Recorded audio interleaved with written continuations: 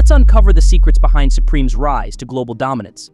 Imagine standing in line for hours, not just passing time, but with pure excitement, knowing there's no guarantee you'll get your hands on what you came for. The crowd around you buzzes with talk about resale prices, how rare today's drop is, and who's lucky enough to score the Holy Grail. A simple t-shirt or hoodie, featuring nothing more than a small red box logo. It's just a logo, but it's everything.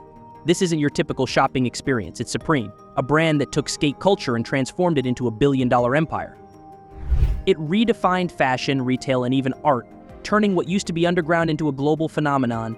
Supreme isn't just about clothes, it's about exclusivity, community, and a culture that's as much about the hype as it is about the product. The story kicks off in the bustling heart of New York City, where James Jebbia, a British-American entrepreneur, decided to open the first Supreme store on Lafayette Street. At the time, it wasn't some flashy brand with lines of Hypebeasts. It was just another skate shop, rooted in the raw, rebellious energy of NYC's skater culture. Here's the kicker. Jebbia wasn't even a skater. But what he lacked in kickflips, he made up for in understanding the vibe. He got the culture, the unapologetic attitude, and most importantly, the look that this underground scene gravitated toward. Instead of trying to reinvent skate shops, he leaned into their authenticity. The first Supreme store wasn't designed to win any awards either. The layout was open and simple, but it wasn't minimalism for the sake of aesthetics. It was pure functionality. Skaters could glide right in without hopping off their boards. That small detail might seem minor, but it was actually a huge statement. It was Supreme saying, "We're not here to impress, we're here for you." That subtle authenticity became the cornerstone of the brand's identity. Yet, what transformed Supreme into a cultural juggernaut wasn't just the space, it was the mindset. Supreme wasn't about mass appeal, it was about creating a brand for the in-crowd, the misfits, and the rebels. The store didn't just sell skateboards and tease, it sold an identity, one that could only be accessed by those who got it.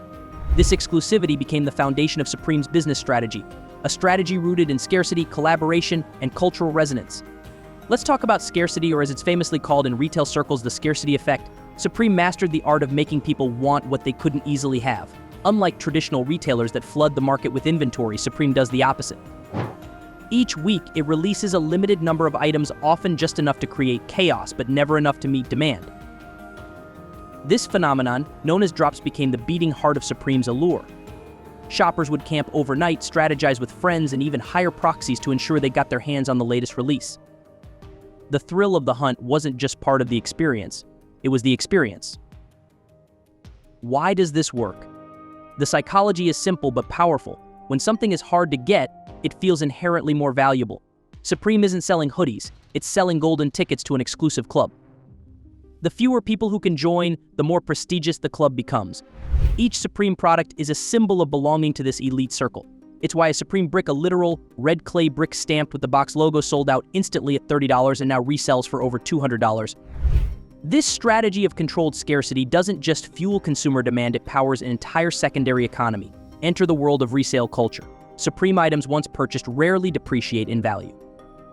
Instead, they often gain value, turning ordinary buyers into amateur investors. Platforms like StockX and Grailed have transformed the resale market into a global phenomenon, where Supreme items are traded like stocks. A $30 t-shirt can fetch upwards of $600 if it features a coveted design or collaboration. Collectors and speculators alike treat Supreme merchandise as much as assets as apparel, creating a parallel economy that thrives on the brand's scarcity model. Supreme's business model is equally unconventional when it comes to marketing, or rather, the lack of it. In a world dominated by flashy ad campaigns and influencer deals, Supreme remains silent. It doesn't need to shout because its customers do the talking.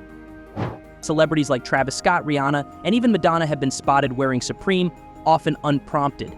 These organic endorsements carry far more weight than paid partnerships because they reinforce the brand's authenticity. Supreme didn't ask for this attention, it earned it. However, it would be a mistake to overlook the role of collaboration in Supreme's meteoric rise. Over the years, Supreme has partnered with an eclectic mix of brands, from high fashion houses like Louis Vuitton, sportswear giants like Nike, and unexpected players like the North Face and Timberland. These collaborations are more than just business deals, they're cultural events. Each partnership adds layers to Supreme's identity, pulling from the worlds of luxury, streetwear, and utility to create something entirely unique. The 2017 Supreme x Louis Vuitton collection, for instance, wasn't just a collaboration. It was a seismic shift that blurred the lines between streetwear and high fashion. And then there's the box logo.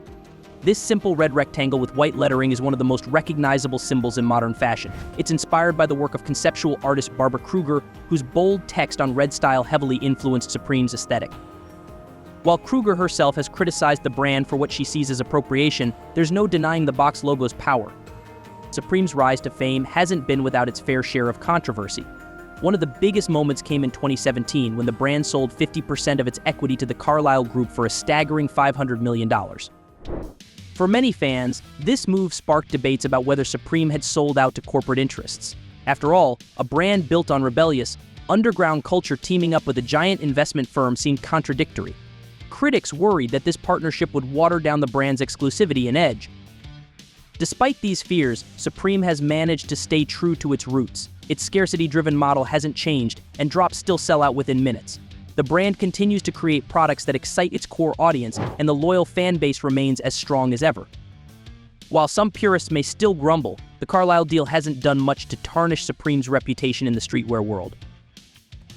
Another significant challenge Supreme has faced is counterfeiting. Perhaps the most infamous case involves Supreme Italia, a fake version of the brand that used legal loopholes to operate in Europe and Asia. Supreme Italia opened stores and even produced advertisements, selling fake Supreme products under the guise of legitimacy. Despite the widespread availability of counterfeit products, Supreme's authentic merchandise hasn't lost its value or appeal. Fans are still willing to pay top dollar for genuine pieces, and the resale market remains as active as ever. Looking ahead, the question on everyone's mind is, can Supreme sustain its hype? It's a valid question in a world where trends come and go faster than ever. Some critics say the brand's heavy reliance on scarcity and high-profile collaborations might eventually wear thin. After all, how long can the same formula keep working before it feels played out? But here's the thing, Supreme has mastered the art of reinvention. Whether it's dropping quirky, off-the-wall items like branded nunchucks or fire extinguishers, or teaming up with unexpected partners for avant-garde collaborations, they know how to keep people guessing. That unpredictability is part of their magic. It's what keeps fans lining up for hours or crashing websites for a chance to snag the latest drop. Supreme isn't just a logo or a brand. It's become a cultural movement. It taps into something deeper, our innate need to feel unique, to belong, and to have something exclusive. For die-hard collectors, like Joe Migraine, yes, that's his real name, whose Supreme collection is valued at over $100,000, it's not just about wearing the clothes. It's about owning pieces of a story, a moment in time. For millions of fans worldwide, Supreme is more than just streetwear. It's a lifestyle, a badge of coolness, and a connection to a community that transcends borders. Whether the brand story ends with a whimper or continues to dominate the cultural zeitgeist, one thing's for sure. So what do you think? Is Supreme the ultimate symbol of cool, or just another fleeting trend? Drop your thoughts in the comments below, and don't forget to like and subscribe for more deep dives into the world of pop culture and retail legends. See you in the next video.